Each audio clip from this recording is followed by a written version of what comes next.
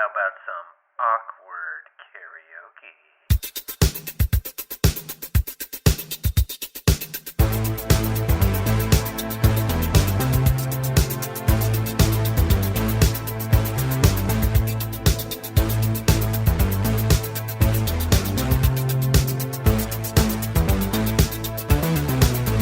You were working as a waitress in a cocktail bar. That's when I met you. I picked you out, I shook you up, and I turned you around. I turned you into someone new. Now 5 years later on, you've got the world at your feet. Success has been so easy for you. But don't forget it's me who put you where you are now. I can put you back down too. Don't you want me? You know I can't believe it when I hear that you won't see me. Don't you want me? You know I don't believe you when you say that you don't need me. It's much too late to find when you think you've changed your mind. You better change it back. Oh, be sorry. Don't you want me, baby? Don't you want me? Oh, don't you want me, baby? Don't you want me? Oh.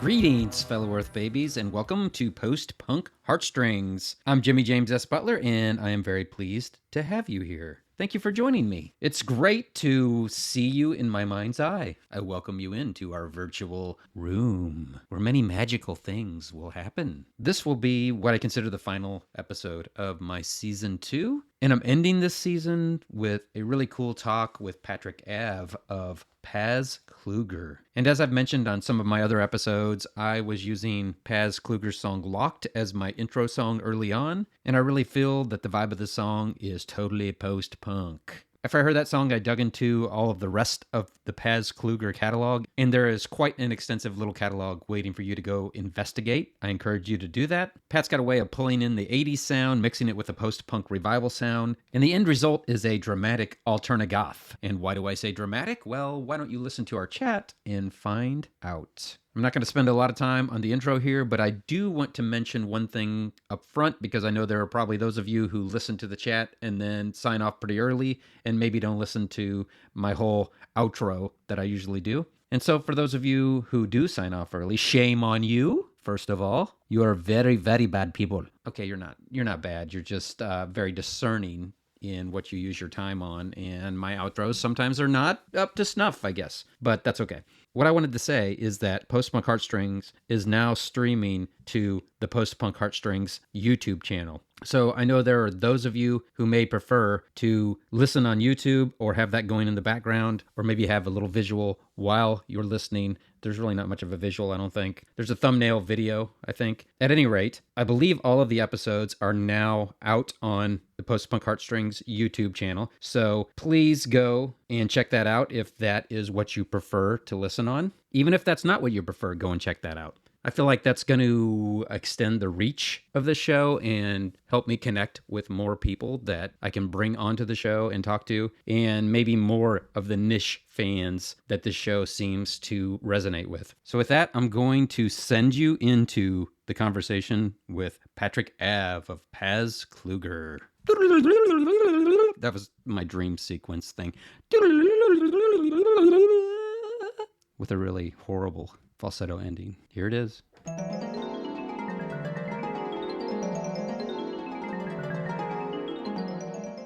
Jimmy, how you doing, bud? I'm doing good. How you doing? I'm doing good, man. Thanks for taking some time to join me, man. Yeah, man, this is great. It's been a long time. I've been planning this, and I just keep having other things come up and lots to do.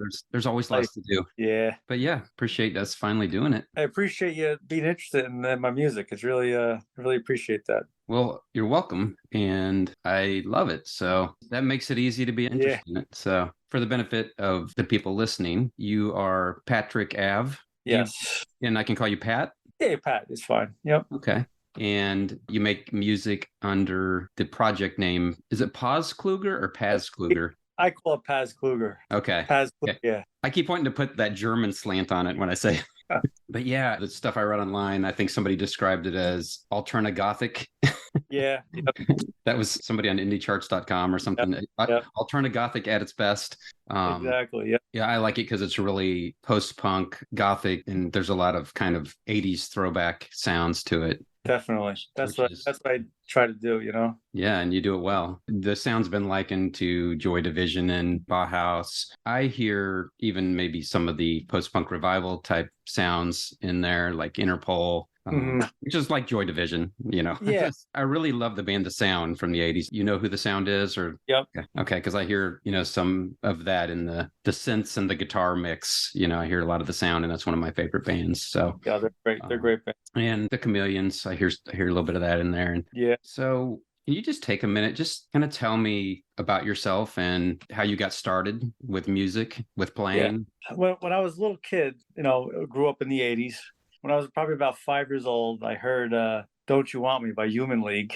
And probably like 1983, somewhere around there. Yeah. And I've always loved that song. I figured out that the drama in that song I always enjoyed that drama in that song. And it's something that always stuck with me. And that's what my first introduction to, like, you know, music was when I was a little kid. I would make like mixtapes off the radio. That's funny. I was getting ready to say that. I had that song on a mixtape I made off the radio. Exactly. Yeah.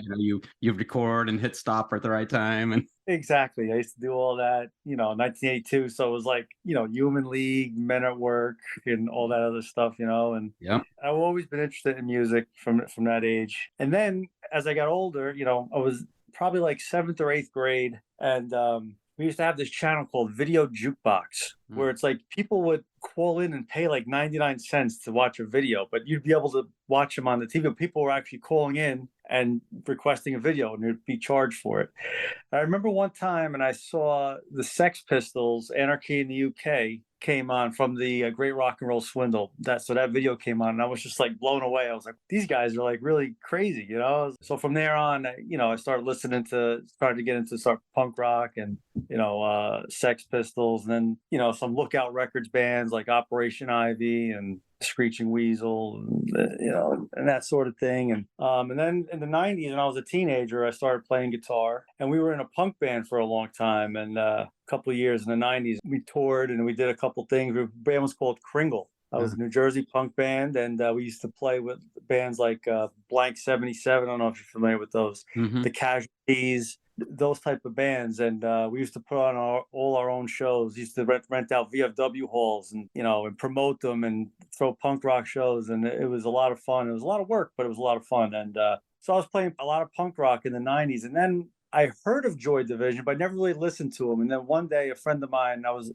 driving in his car. This is probably like 96, 97. and Disorder came on by Joy Division, and that kind of just like changed my whole like music mentality. It just changed everything. It kind of spoke to me, you know. So it kind of just changed the way I wrote music. From that point on, I just started writing a different type of music, and that's what I've been writing ever since. Interesting. So around 97 or so. 96, yeah. That's when I first really heard Joy Division. I was probably like 18, something like that. I've heard this story. I heard about Ian Curtis, and New Order was, came out of that band, basically. But I never really, and then when I heard Disorder, I'm like, wow, that really spoke to me. I'll never forget that day.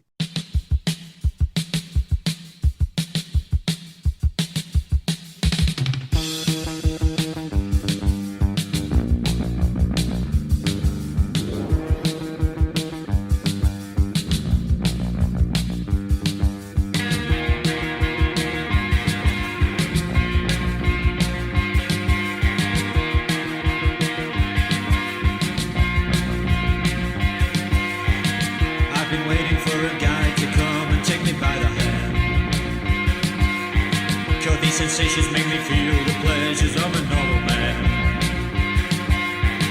These sensations spare the insults, leave them for another day. I've got the spirit, lose the feeling, take the shock away.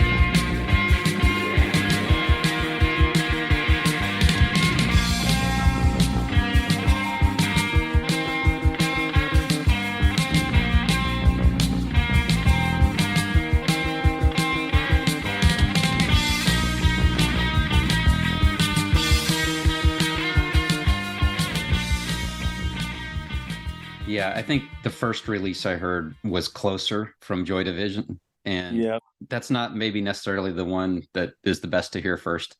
It's really good, but maybe some of the earlier ones. But yeah, I can understand how that one changed things. So that's kind of when you say that changed the musical landscape for you, like that style of music. Did you kind of just start like discovering everything you could with that style, or? Yeah, like Bauhaus, I was familiar with and all those bands, but it didn't really speak to me. Like I love Bauhaus, but just to make music, like I wanted to start making music like Joy Division, you know, like just to have that very, you know, it goes back to that dramatic feel to things, and that's what I really wanted to go after. And then, you know, I started another band after the punk band Kringle. We were called Dead Air Network, and we had a sound similar to what I'm doing now, but it was, you know, the beginnings of it. And then after that, it just started writing all these songs, and they later became Pazz Kluger songs. Cool. So it's Pazz Kluger, pretty much your invention or band. I mean, I know you had some other players, right? Yeah, for a couple of years we had a full group, but I wrote all the songs and the music. There's a couple tracks that a friend of mine wrote the lyrics to. They were actually Dead Air Network songs, and I would just take his notebook and then put the music and the melody to them. That's how it kind of worked out. But yeah, most Pazz Kluger is just, it's my vision.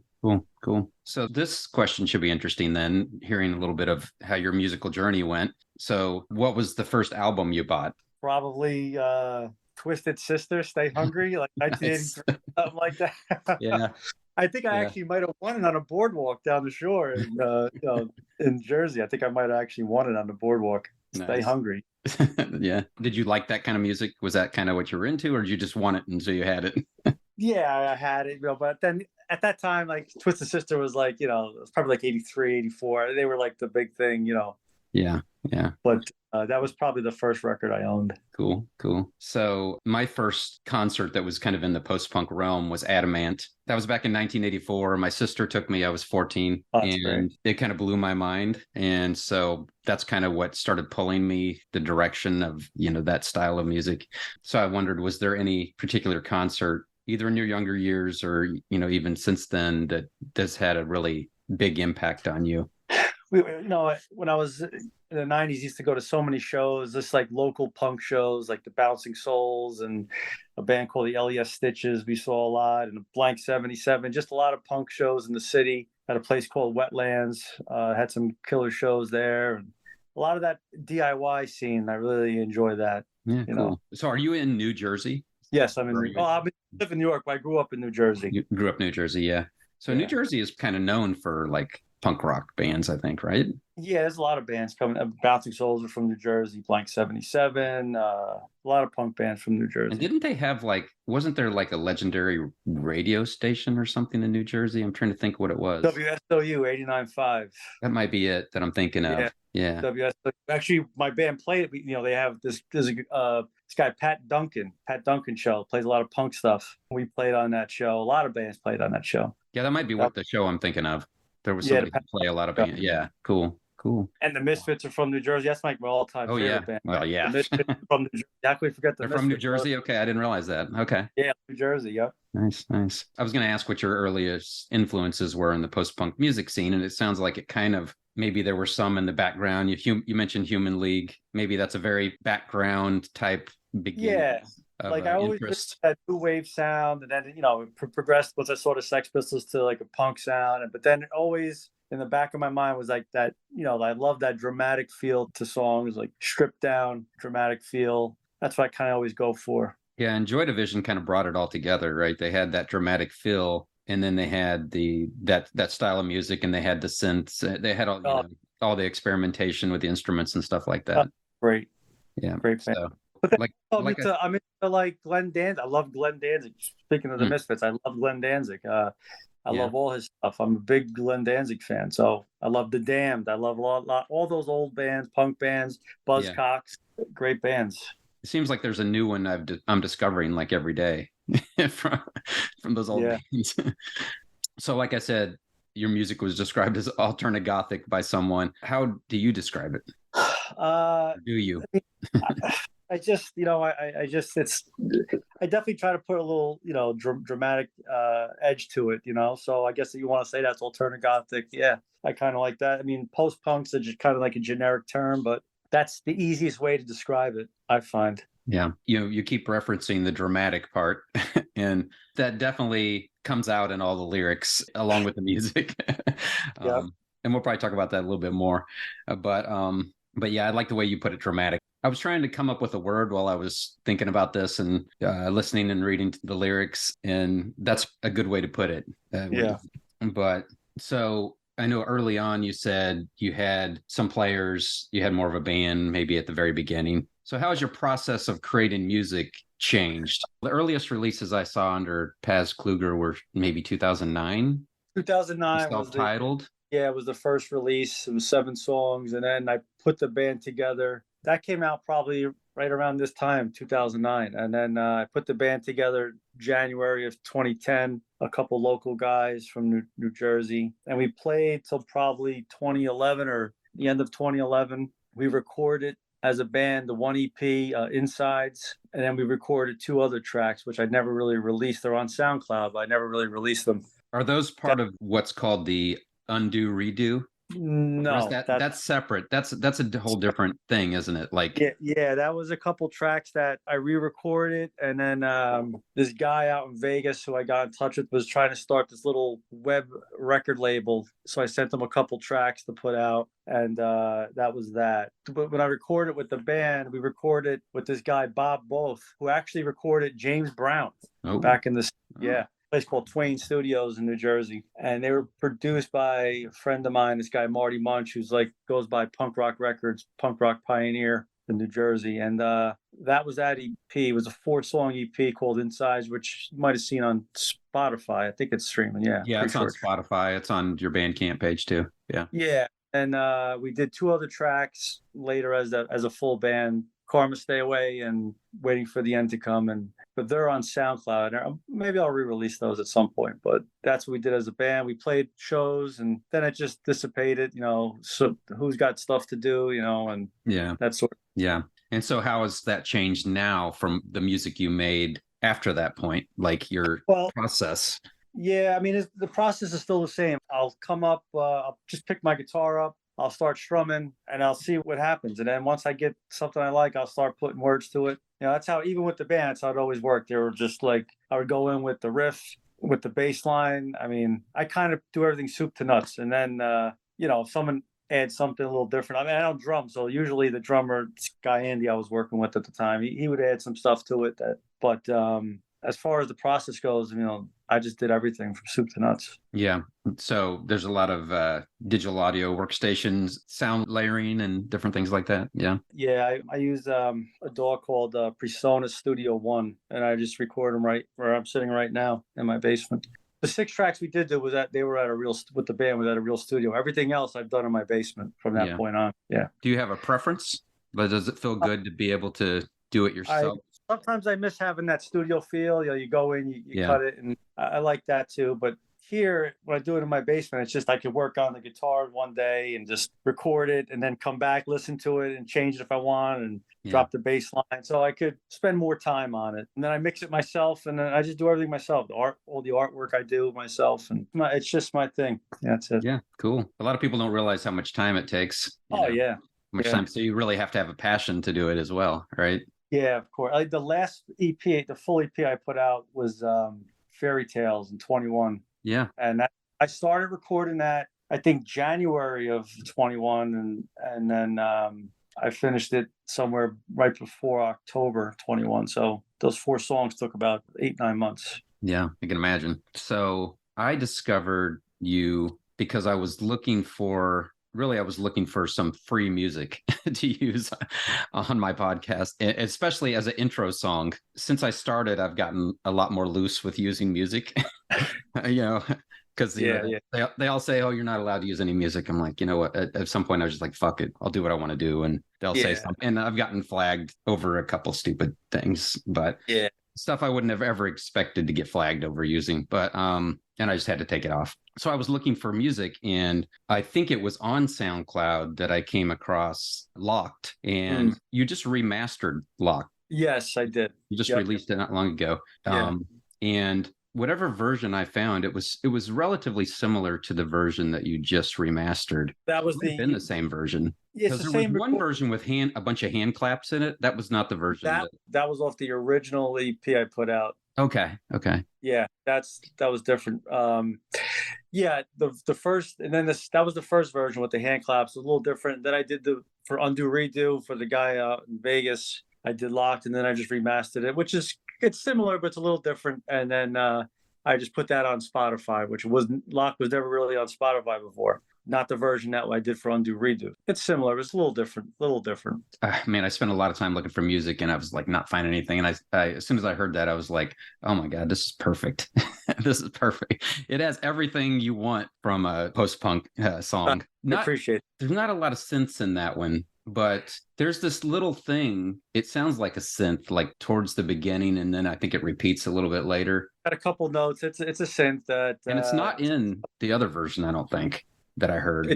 It's not in the original one from 2009. No, but it's in the other 2. It is. And it's something really small, but it's really cool. It adds a lot to the song, I think. Just try to add a little dynamic to it. Yeah. Yeah, it's cool. But yeah, so that's how I found you. And then I started listening to everything else on Spotify that I could find. And I did just a little short thing on one of my episodes, just about some of the music I'd used last year, because I started last year on my podcast early last year. And then, I'd always planned to see if I could get you to talk to and dig in a little bit deeper. I appreciate it. Yeah. So I always spend a lot of time, and that's one of the things that took a while to get to this, is I always try to spend a lot of time listening to the music of the people that I talk to. And I try to support them, as I've supported you on Bandcamp, and I try to direct everybody to Bandcamp, rather than Spotify. First of all, to support the artist. And I'm like, when you hear it on Spotify, you're hearing like this compressed, cheaper version of it. I say cheaper. It sounds, once you go and listen to it, like if you buy it and listen to a quality file of it, it sounds so much better. So I'm always trying to point people there. I don't know what's changing with Bandcamp now. I guess they got bought, right? I heard something, but I don't know. Is anything changing? It doesn't seem like anything changed. People were like all up in arms about, everything's going to change now. And I don't know exactly. Yeah. I don't know. Okay. I didn't know if like artists that were on there, if they like got even told anything or whatever. I think there was an email or some sort of message sent, but I'm not 100% sure. Didn't impact you. No. It's like whatever, right? Yeah. So if we can, I'll just start going through some of the things from the different releases, if that's okay. Yeah, sure. Yeah. and you could jump in with any comments you have, or I may ask a few questions here and there. So, like I said, you had that self-titled, which I swear I heard some of it online at some point. Yeah, that was on YouTube, maybe? I don't know. Yeah, I recorded that probably like in 2008. I just had some time, and I didn't even record that on a computer. It was recorded on a Boss 8-track, and cool. And then I didn't really know what I was doing, recording wise, mix wise. I put it together, and it was really raw, and it sounded pretty good. So I was like, you know what, this is pretty cool. And then after that, then I got some guys together. That's when we went into the full band mode for a little while. Now, there's hard copies of that self-titled. There is some hard copies. They're very hard to find. I have a few of them, but I saw one on eBay today. I might pick it up. Oh yeah, just to have a hard copy. I'll send you one. I'm that old school, like, I want something tangible.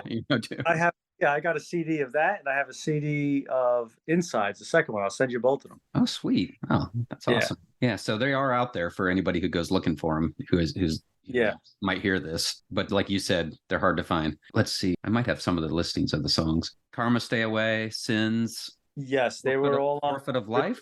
Yes, that were all on the original EP back in 2009. And isn't Karma, Stay Away?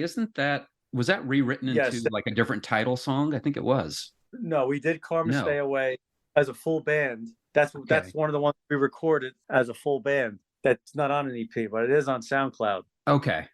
That's what I'm thinking of. For some reason I was thinking it was like one that was then redone and then titled something differently. I don't know why. It's Karma Stay Away, where we did it as a full band, which it's different feel, but they're both pretty cool.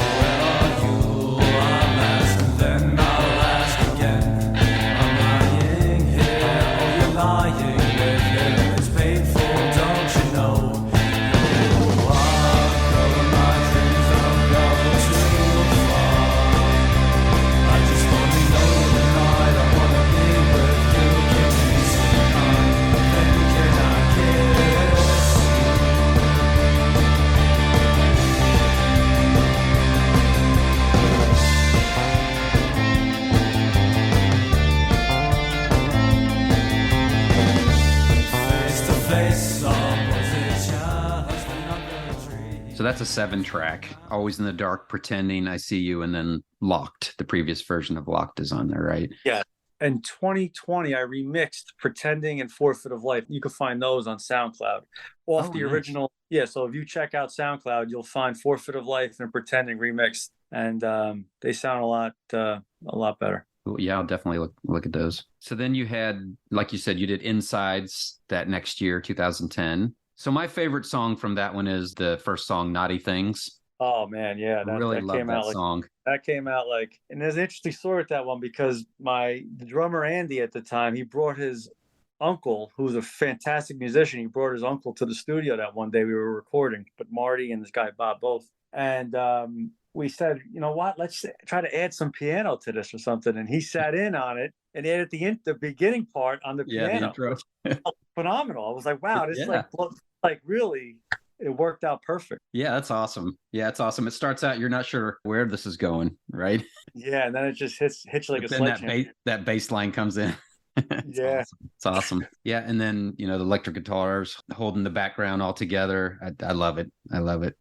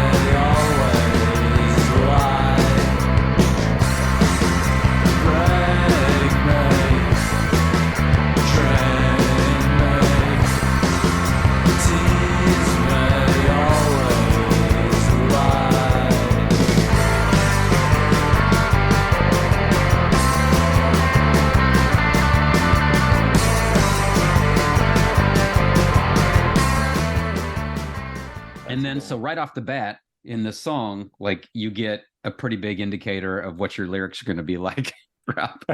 It's that drama. It's like these really dark relationship, almost sadistic torture in some of these things, right? She wants to still do naughty things. She wants to still rip my heart. She said she still has evil inside. She won't be happy till I die. Yeah. There's the drama. Thank you, Human League, for instilling that in my head. That's a little, I was going to say, that's slightly more dramatic than Human League. But, you know, they were just, I'm sure behind closed doors, the Human League people were saying the same things, but they just didn't put in their song. But yeah, that's my favorite. I mean, it's hard to pick favorites off these, but I really like that one a lot. I don't know. That one just does something for me. And that piano part of the beginning is really cool. Yeah, that made that song really over the top. Then the next release was Lovely Deadly. Yes. And that's a 5-track EP. Yeah. And I think Andy left at that time, but it was me and this other guy, Joe and John, were still tinkering around. And I think John actually came in. He was a guitar player at the time. He came in and he did a couple things on that EP. Yeah, we recorded that in my basement. Yep. Oh, cool. I have a note that the synths come in pretty early in Channel Hell, which is the first track on there. Yeah. And it kind of was an indication of like, because you pretty much, the rest of your subsequent work, there's a lot more synths, I think, than insides. Is that correct? Yes. Or no? Yeah. Okay. Yeah. I think on insides of the second track, Deceptively Real, the producer, Marty Munch, made it throwing a synth in after the fact, after we recorded, and it sounded pretty cool, so I kept it in there. But everything after that, I kind of made a effort to add more synth to the songs. Can you say why, or was it just to flesh it out more, or like bring that extra dimension to it, or extra dimension? And I wanted to bring it back to that old early 80s sound, you know, kind of connect the bridge a little bit that way. I like it a lot. This is where I start to hear kind of the band The Sound and, you know, some other bands like that kind of had synths, but also had those dark guitar sounds and dark lyrics. Yeah. So off of this, I really like all the songs. Lovely, Deadly, and Ditch are the two songs that are my favorites off of this one. They kind of remind me of The Sound and Interpol mixed together, sort of, especially Ditch. There's a really great part of Ditch where the guitars kind of pull back and there's like this drum loop with synths, and then you have that refrain, in a daze lasting for days. So you have that word play kind of there a little bit. And I leave the phone ringing. I become so unfazed. Yeah. I should have buried her. I should have buried her. I should have buried all my pain away.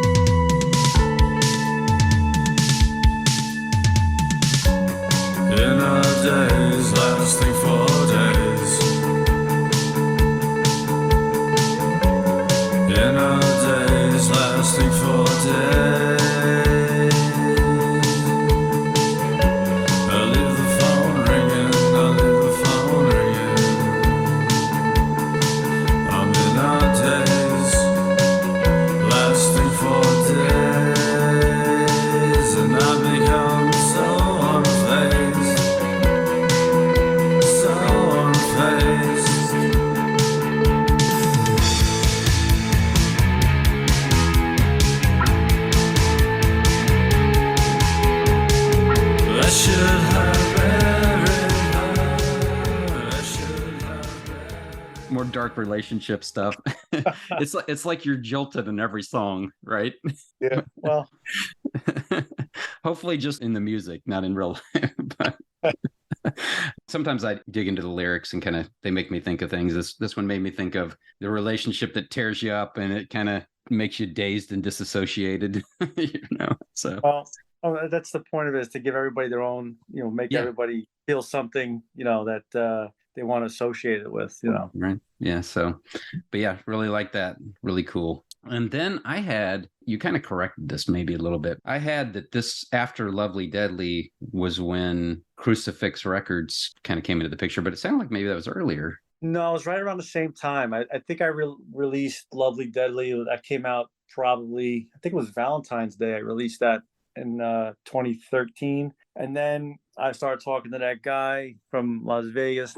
And then he wanted to do something. So I sent him 4 tracks and I re-recorded those right around the same time I was finishing up with Lovely Deadly. So I put those out pretty quickly. And then those tracks, I think it was Blocked. Then it was the song I See You. And it was 2 off of Insides that I redid. It was I Hate Myself, Love My Lie. Yeah. Yep. And it was Dueling Thoughts, which were totally different kind of takes than the one I previously recorded. That's why I named it Undo Redo. Yeah, they sound completely different. Yeah. Yeah. I mean, they sound like the same songs, but you can tell there's a lot of differences. Yeah.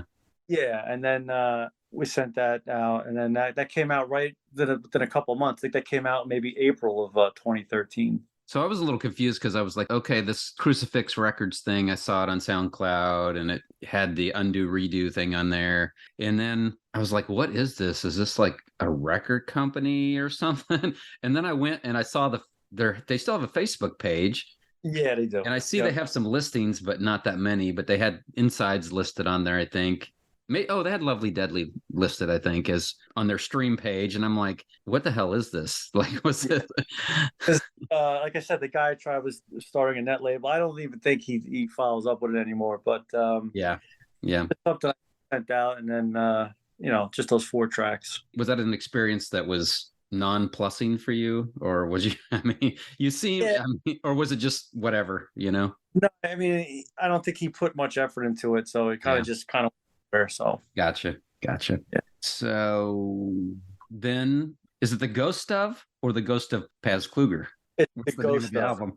The Ghost, because that's what I thought, the Ghost of, but then on the cover it has the Ghost of and then Pazz Kluger's right underneath it. I was like, is she trying to make you think and be like, okay, what do I want to call this? But that was 2014. Yeah, at least as far as Spotify has it listed, I think.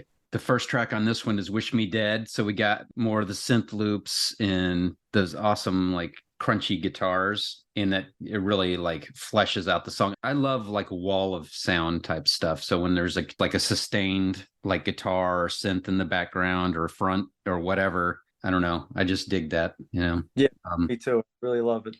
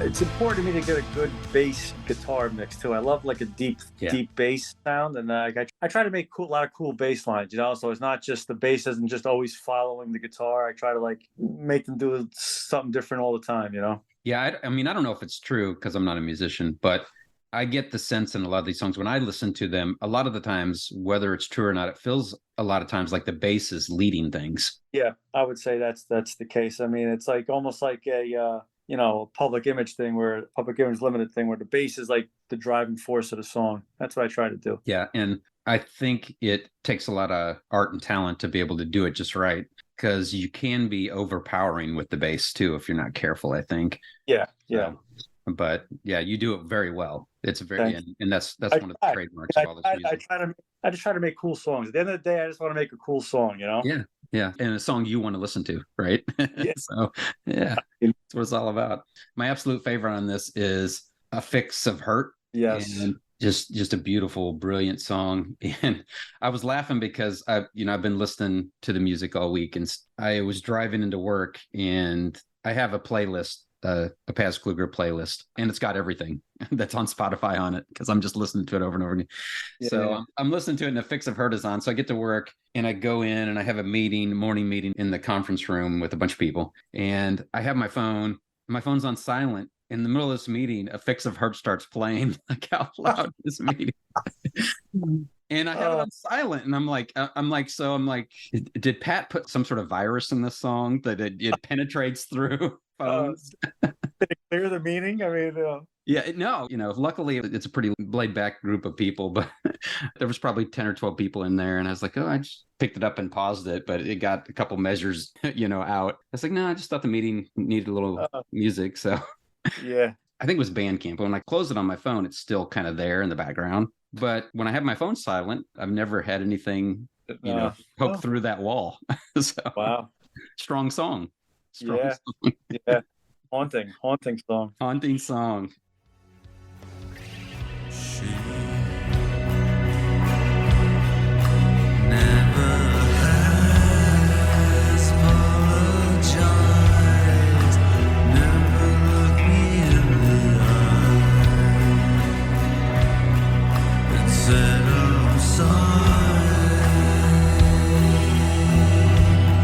I didn't mean to make you cry.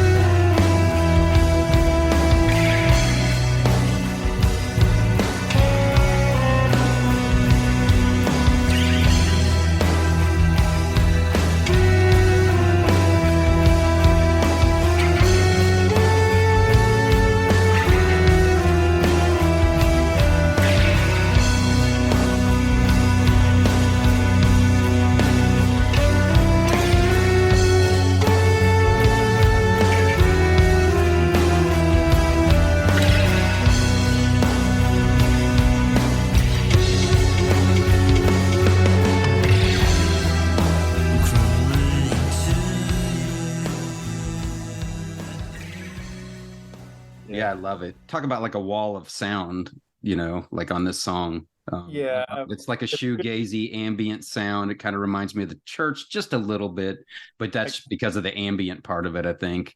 Yeah, I really layered that one. I did a lot of guitars, and it was like acoustic guitar layered in there, which I've been doing a lot more of. And then there was the organ was in there, and then I added some, it was a synth part, but I made it sound like a saxophone. So I wanted that kind of feel, and that was really cool. Yeah, I was gonna say it sounds like somewhere between a violin and a cello or something like that. So it's saxophone. That was saxophone. Cool. That is cool. That was one of my favorite parts. Also, if you remember, if you could talk about the drums a little bit, because the drums are like, it's like a really tight pop drum sound. Yeah, I mean, I usually program really I'll make up a beat, I program it, and then that one, I just, just a matter of tweaking it, getting it to where I want the certain sound, Yeah. And again, I know I have no training, so I just do this by ear. Like I just listen, I'll sit there, and that's the benefit of recording in your basement. You could sit there and really put time behind it and get everything, sounding the way you want it to sound. Like, do you have friends you ever run it by, or is it pretty much just your own? No, I have a couple of guys I'll send some stuff to and just get their opinion on things, Yeah. Ultimately, I kind of go with my gut. Yeah. Yeah. Cool. So it says, well, I can't block out what's been done, and she don't care. She don't care. Once again, she has won. She has won. Oh, the themes remain the same. But I love her and the hurt that she gives. It's like no other. Sometimes I just need a fix. I love that. Yeah. That's awesome. Yeah. But yeah. One of my favorite parts was that sax part you were talking about. Yeah. Really nice addition. Well, I really put a lot of time into that one. And then that's what I came up with. It shows. And then I have a note that the track Words Left Unsaid, it's perhaps maybe one of the most upbeat musically on all these albums. Yeah. Musically, at least. That was like my pop song, It's that was just a simple little ditty. It had like the little piano part in it. But it's like my pop song. Yeah. It's a little less dark relationship wise too. There's some darkness there, but it's more of a longing to, I want to come in again and kiss you again, hold you in my arms, because in my mind, that's where you belong in my world of make-believe. It's you and me. There's a lot in these songs, maybe not this one, but there's a lot about deceit and lies. I notice that's a recurring thing. That's the drama, right? Dramatic. Yeah. And then the last track on this one is Slip Away. It sounds like Joy Division Reborn to me. Like it's really cool. It's got a pulsing beat. Yeah. And with the bass and the synth, and then synth comes in on the chorus, I think, on this one. So it's really cool. That song was on a compilation, a Brazilian compilation. I think it was Gothic of the World. I think I saw that when I was looking. Yeah. And that song actually got a lot of traction from some European play too. Some DJs from Europe downloaded it. Yeah. And it was a cool song. I just wanted to do something that was just really like dancey almost, and just have like a driving bass to it. Yeah, absolutely is. Yeah.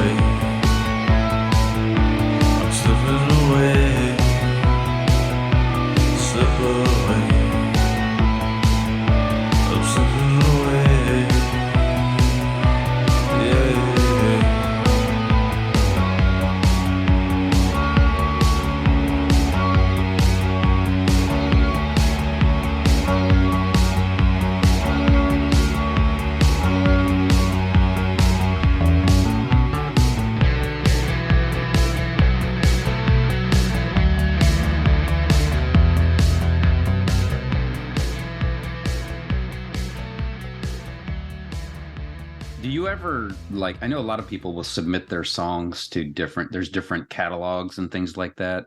You even know what I'm talking about? Like, you can submit your songs to different catalogs to be used in movies or shows. I've thought about that, but I've never really did anything with it. Yeah, I was just curious. I know other people I've talked to that have done that and gotten their songs on shows and things like that, but I was just curious. Okay, so next up I have the Lost Track, says 2020, and I was curious what that, what does that mean, the Lost Tracks? Those songs, the guy Andy, who was originally the drummer in my band back in 2010, 2011, we got together for a few months and we were jamming out, and we did about, I don't know, 6-7 songs, but we recorded those songs in like 2015. He came down, he set up his drums in my basement, and I mic'd them and I did all that, and then it was just me and him, and we recorded those. And then they kind of just sat around and did nothing, and then I kind of forgot about them. They were just sitting on my computer, and then I finally in 2020 mixed them and put them together, and I put those out. Yeah, really cool. Yeah, that was with a live drummer, and I did all the guitar parts and the bass and that sort of thing. The synth. There's the Infection is very synth heavy in that one. Yeah. That came cool. I really like Burn Everything. That came out cool. And I like that I should burn everything and put out the fire with my own tears. Yeah. And there's like a little falsetto part on there. Is that your friend? Or is that you? That's me. Oh, cool. Yeah. Yeah, that's me. Yeah, it's like an echo, My Own Tears, like on the My Own Tears part. That's really cool. Yeah, I like the way it kind of starts off. I think it kind of starts off with just like a single guitar, maybe the song itself. And then it kind of comes in like really strong on when it goes into I Should Burn Everything. Like, yes. That's really cool. Yeah. That was well done.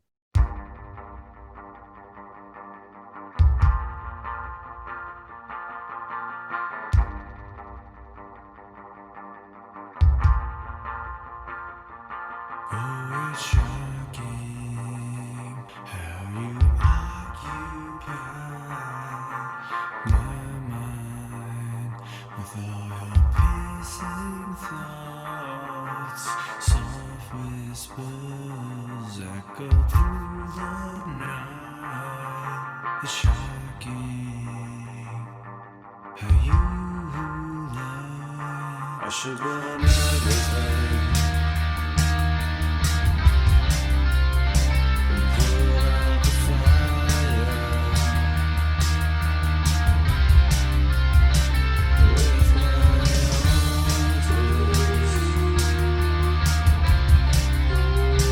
The thoughts of meaning you're seeking, it's what I dream.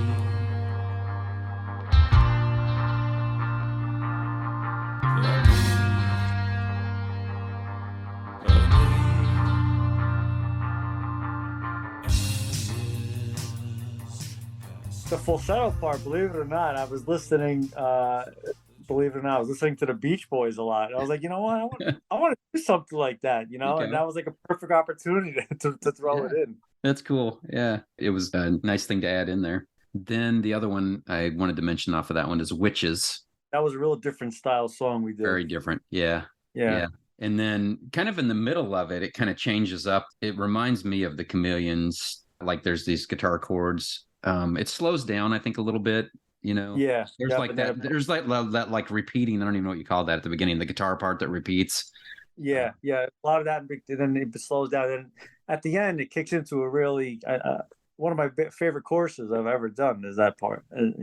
So yeah. I usually don't make songs like that, but that was pretty cool.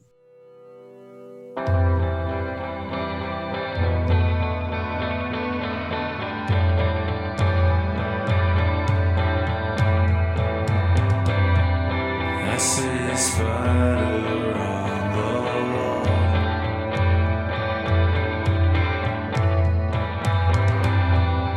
It's been spinning its web since last fall.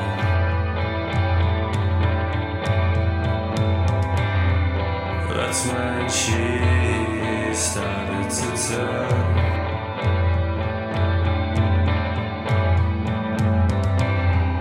That's when the cauldron started to burn.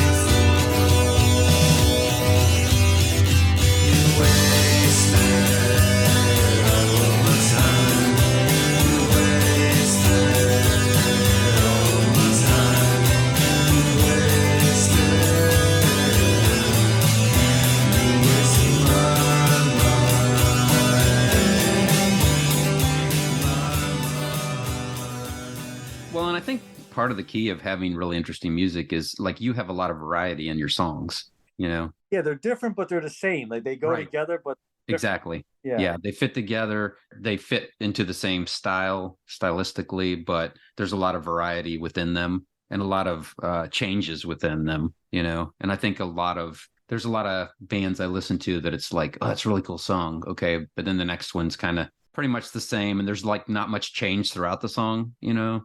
Yeah. I think it's important to do that.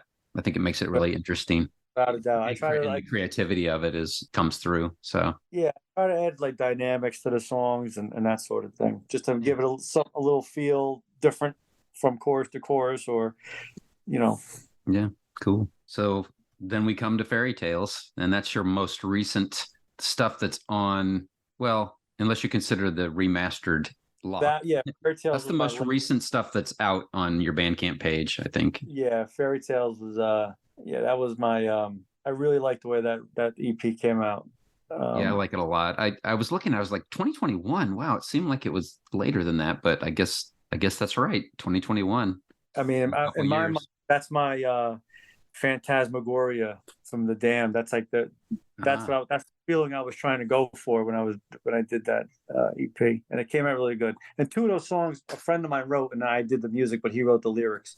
Fairy Tales and The Last Day I Lived. He wrote those. Yeah. Great song. And then which were two old songs, like from back to the Dead Air Network days that we used to do. Oh, cool. And I really like those two a lot, so I released them. Yeah, Fairy Tales was my pick off of this one for the one that I really liked a lot. It's another one of your songs that it's dark, but it's not. It sounds a little less dark, maybe. That's not why I picked it. It just is, you know.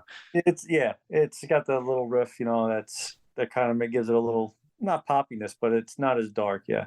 And I like it though.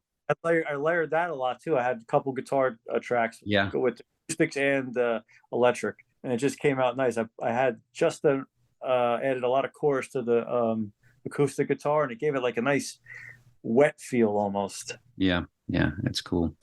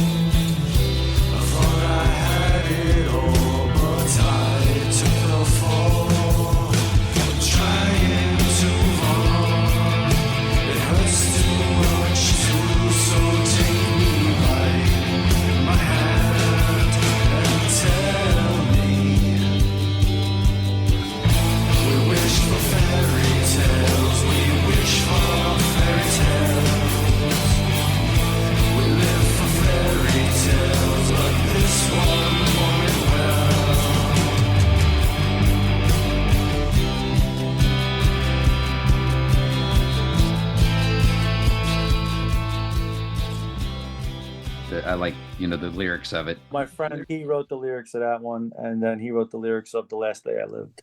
Yeah, but it's consistent with your lyrics, I think. Oh yeah. I mean, we wish for fairy tales, but this one won't end well. I love it. Yeah. And it's dark, but unfortunately there's a bunch of truth in all this stuff too, right?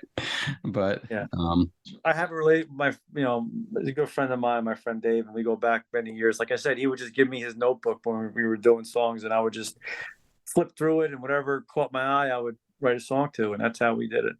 He didn't play an instrument or nothing. But so what bands are you into now? Are there any new bands? Or it sounds like you're like me, you listen to a lot of different things. If you listen to the Beach Boys, Yeah, I mean, you know. oh, I love oldies. I love doo-wop. I like Dion and the Belmonts and all that stuff. But as far as new bands, I mean, there's this band called Twin Temple. I kind of been Hmm. listening to. Kind of weird, but they're pretty cool. They have like an old school sound, like a 50s, 60s sound. But and then there's this kid out of New Jersey called Robbie Bloodshed. I like him a lot too.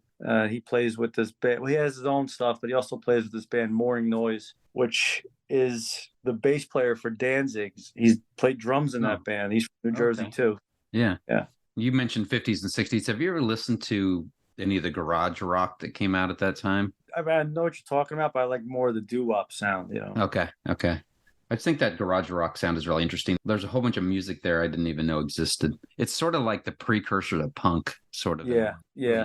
But cool. So what's next? Are you going to work on something new now? Yeah. Or are you been working on something?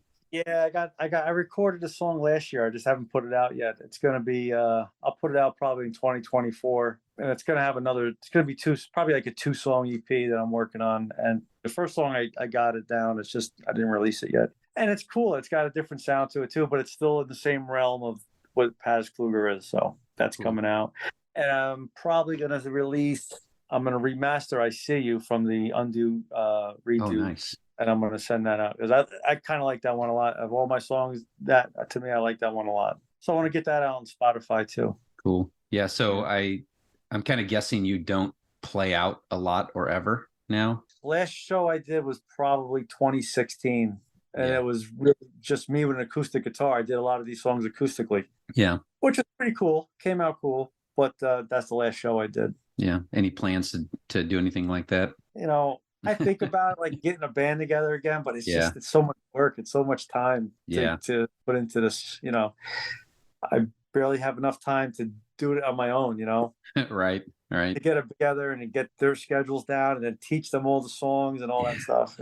Yeah, I'm looking forward to hearing what you got coming out next. I appreciate it, Jimmy. I appreciate you interviewing keep doing it, and I'm trying to tell everybody more people need to know about your music. And I can't believe there's not more people that are listening. I think it shows, you know, because on Spotify, you can see the listens and stuff. I'm like, what the hell? Yeah. This music is awesome. So I know there's a lot of choices, right? There's so much music out there now. I know it's tough. The music is totally different.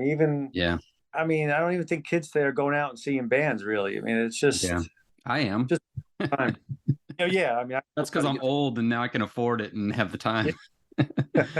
I tried to see the Chameleons and I had a bad October because I was going to see the Chameleons in Mission, UK, and they scheduled a tour last year and canceled the whole tour that I had bought tickets for. And then they scheduled a tour this year, and I'm in Kansas City, Missouri, and they canceled the show here because their tour bus broke down in Denver and they couldn't get it fixed in time. So they canceled the Kansas City show.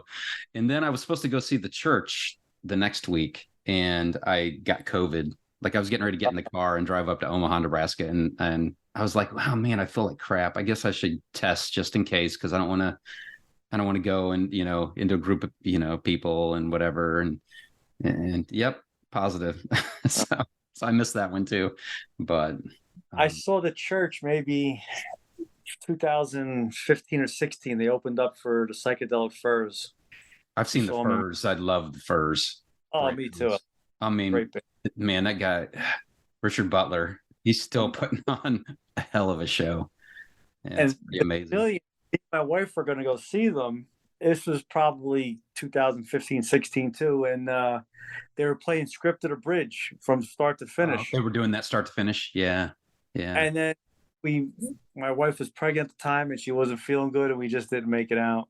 Yeah, it happens. It happens. Yeah. So, but cool. Yeah. Well, do you have anything else you want to plug or say? I mean, you know, you talked about what you got coming out. Send me your address. I'm going to send you those. I feel bad, but I'll send it to you. I'm not going to turn it down. I'll send you those 2 CDs. Yeah. Cool. Yeah. And hopefully we'll catch up again sometime.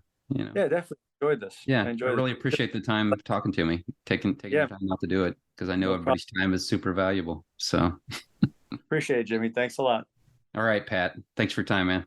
Bye-bye. All right. Talk to you later. Bye. And that will wrap it up for Patrick and I's conversation. I hope you enjoyed listening to bits and pieces of the Pazz Kluger catalog. There is so much there to explore. And if you didn't hear anything that really resonated with you, which I highly doubt, I mean, come on, there's some really awesome post-punk sounds in there. But if you didn't hear anything that quite hit it with you, go and check out Pazz Kluger on Spotify and or Bandcamp. Of course, I always recommend Bandcamp because you can go and support Pazz Kluger financially. But either way, go check Pazz Kluger out. There's quite a bit of stuff on Spotify. There's going to be something you like in his catalog because he is very eclectic with his post-punk music while still keeping everything in the gothic post-punk genre. And he does it really so well. So I encourage you once again, go check him out. I'm going to put links in the show notes to get to all of his music and videos. And I really beseech you to go and support him. I would give a little introduction to what I'm going to take us out with today, but I really don't know at this point what I'm going to take us out with. As I record this, I have not yet decided what song I will be taking us out with. But it's going to be a Pazz Kluger song. You know, you hear me? It's going to be a Pazz Kluger song. I'm not sure who I am channeling there. Maybe Jack Nicholson mixed with some Arkansas farmer. I don't know. I'm sorry, guys. I really am. I know it can get weird. It's that double milk pistachio stout that I've been drinking. Kind of put me into a silly goose mood. But anyway, gosh, I just used the phrase silly goose in reference to myself. Anyway, here we go. I'm not going to edit this. I'm not going to take this out. Not going to. Those of you who know me, IRL, probably would attest that this is pretty close to the real thing, or what I can be at times. So the rest of you get a little taste of it, and there it is. Take me as I am, as Chicago says. Or is that Chicago Peter Cetera? I'm not sure. Either way, take me as I am. Put your hand in mine. So here we go. I will be back very, very soon with what I consider the start of season 3. Probably sometime in March, I hope. Please, for the love of God, I hope I can get something out to you in March. I've got some things in the works I've got to set up and do a bunch of work to get things out. But that's what I'm going to shoot for, even if I have to do something by myself, maybe to get something out in March. I will surely make that happen. Thank you so much to all of you who have been here before and have come back again. See, I mixed that up. You probably thought I was going to say to those of you who have been here before and have come back for more, because that's what I usually say, but I wanted to make you think. I wanted to stop you, not give you what you expect, give you something a little bit different. So I thank you so much for those of you who've been here before and come back again. Until next time, peace to you all. Take care. And now here's Pazz Kluger's Words Left Unsaid.